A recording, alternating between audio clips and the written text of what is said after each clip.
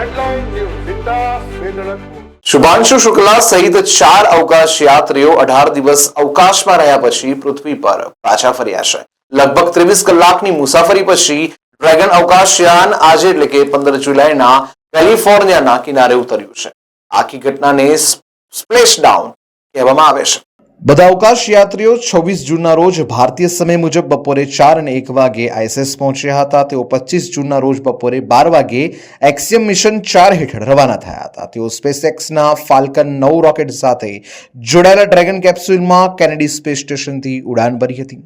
આ ઐતિહાસિક સફર બાદ હવે શુભાંશુ શુક્લા સહિત તેઓની ટીમ પૃથ્વી પર પરત ફરી છે.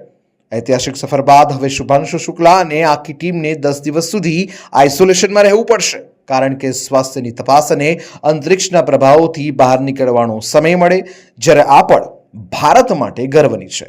શુભાંશુ શુક્લા 18 દિવસ અંતરિક્ષમાં રહીને પૃથ્વી પર પાછા ફરતા પ્રધાનમંત્રી નરેન્દ્ર મોદીએ પણ એક્સ પર ટ્વીટ શુભેચ્છાઓ પાઠવી હતી.